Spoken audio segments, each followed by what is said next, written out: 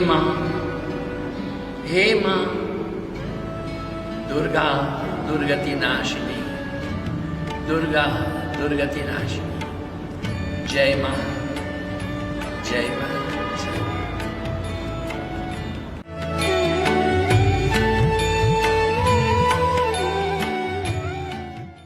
ओम गम गणपतये नमः। ओम गं गुरुभ्यो नमः।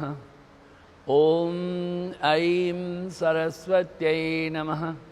ओम श्री दुर्गायै नमः। ओम श्री महाकाल्यै नमः। ओम श्री महालक्ष्म्यै नमः। ओम नमो नारायणाय। ओम नमः शिवाय। सर्वमंगलमांगल्ये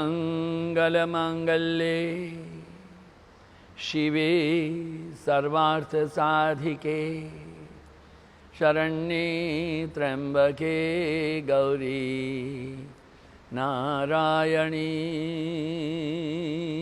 नमोस्तुते। शरणागत दीनार्थ परित्राणपरायणे सर्वस्यार्ति हरे देवी नारायणी नमोस्तुते। जय नारायणी नमोस्तुते। जय नारायणी नमोस्तुते। जय नारायणी नमोस्तुते। नारायणी नमोस्तुते। जगदम्ब जगदम्ब जगदम्ब तुळजा भवानी। जगदम्ब जगदम्ब जगदम्ब तुळजा भवानी। जगदम्ब जगदम्ब जगदम्ब तुळजा भवानी। जगदम्ब जगदम्ब जगदम्ब तुळजा भवानी। माँ जगत जननी जगदम्बा राजराजेश्वरी या अखिलांड कोटि नायिके कल्याण हो माँ, शुभ हो माँ, भगवती प्रणाम। आज नवरात्रि का द्वितीय दिवस। प्रथमं शैलपुत्री च द्वितीयं ब्रह्मचारिणी। हमने शैलपुत्री माने सती के तिरोधान के पश्चात वो हिमालय क्या जब कन्या हुई, कैसे हुई, इसकी कथा को कल सुना। शैलपुत्री है, नंदी वाहन में बैठी हुई थी। एक हाथ में त्रिशूल रहा, एक हाथ में पुष्प रहा, किंतु ब्रह्मचारिणी है, उनका कोई वाहन नहीं है। वो तपस्वी नहीं है। एक हाथ में जपमाला रखती है, एक हाथ में कमंडल हुए, गौर वर्ण वाली है। देखिए ये ब्रह्मचारिणी क्यों हुई।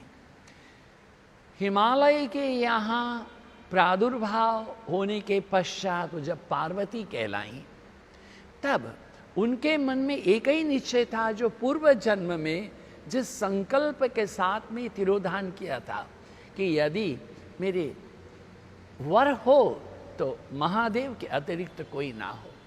अतः उन्होंने बड़ा घोर कठिन तप किया। पहले केवल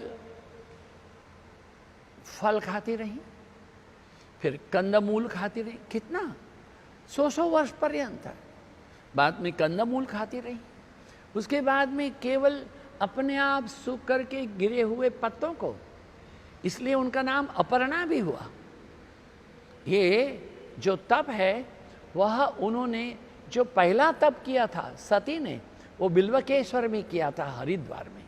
दूसरा जो तप किया है वह जम्मू से श्रीनगर जाने के मार्ग पर अपर्णा आश्रम है, तो वहाँ पर उनका एक आश्रम, वहाँ उन्होंने तप किया। पत्तों को भी छोड़ दिया। शास्त्र कहता है 3000 वर्ष पर्यंत वह उष्णता में, गर्मी में, सर्दी में, बर्फ के मध्य में अब जल छोड़ करके खड़ी हो गई। केवल ओम नमः शिवाय,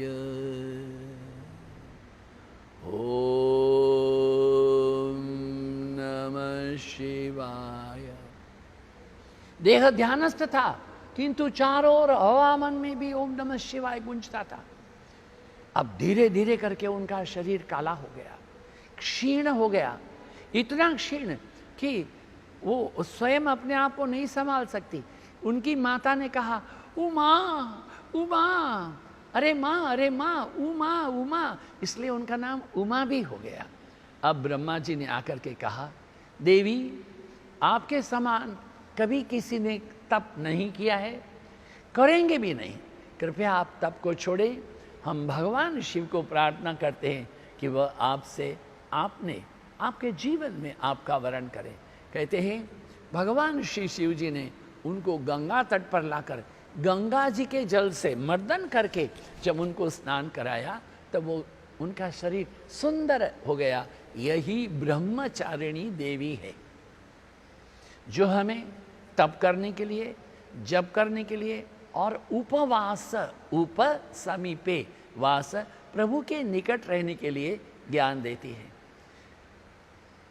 हमारी जो देवी हैं ब्रह्मचारिणी, उनकी आराधना करने पर पहले दिन में जब हम आराधना करते हैं तो वह मूलाधार में साधक का ध्यान होना चाहिए। मूलाधार में से, ध्यान में से अब दूसरे दिन में जो हमारा ध्यान है वह स्वाधिष्ठान में होना चाहिए और एक ही कल्पना हो, सभी का हो कल्याण। भूमि मंगलम, गगन मंगलम, सूर्य मंगलम, चंद्र मंगलम, वायु मंगलम, यही एक भाव हृदय में हो और तप करो। जहाँ तक दुर्गा सप्तशती का प्रश्न है, वह कवच अर्गला कवच पहले पढ़ना है, अंत में हमको क्षमापना और कुंजिका पढ़ना है। किंतु आज दूसरे दिन में दूसरा और तीसरा अध्याय पढ़ने का नियम है। दूसरे अध्याय में क्या है कि हमारे जो महिषासुर है उसकी सेना बहुत बड़ी हो गई है, अत्याचार कर रही है। उस समय भगवान विष्णु, भगवान शिव, ब्रह्मा जी और तमाम देवी देवताओं के शरीर से एक एक तेज उत्पन्न हुए। उस तेज में से जो जगदम्बा का प्रागट्य हुआ अनेक आयुध को लेकर के, उसी के द्वारा ये हमारे महिषासुर की सेना का वध हुआ। ये दूसरे अध्याय में। तीसरे अध्याय में महिषासुर का वध है।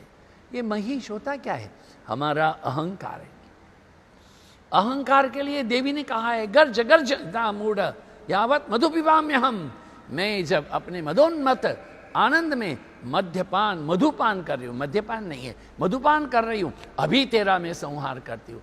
और भगवती के सिंह ने, वो सिंह सवारी है, नहीं तो जो दूसरे में है ना ब्रह्मचारिणी, वो नहीं। किंतु तीसरे में जो हमारा ये ब्रह्मचारिणी जो हुई है वो एक है, किंतु दूसरे दिन जो पढ़ना पड़ता है तीसरे अध्याय, उसमें देवी के सिंह ने, जो उनकी सवारी है, उसने महिषासुर के महिष का वध किया। जगदम्बा ने महिष का वध किया है।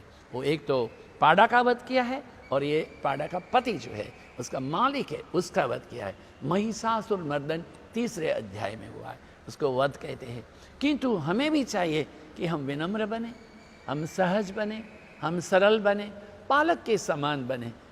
तब क्या होगा? यही होगा, माँ की कृपा होगी। सबसे बड़ी बात तो है अहंकार शून्य बने। यही तो हमें नवरात्रि सिखाती है। आइए माँ के चरण में प्रणाम करते हुए अपने आप को माँ के चरणों में निवेदित करते हैं। हे माँ, आमी तोमाड़, तुमी आमाड़। हे माँ, हम तेरे हैं, तुम हमारी हो। यही भावना शरणागति का रखे। ओम पूर्णमदः पूर्णमिदं पूर्णात् पूर्णमुदच्यते पूर्णस्य पूर्णमादाय पूर्णमेवावशिष्यते। ओम शांति शांति शांति। हरि ओम श्री गुरुभ्यो नमः।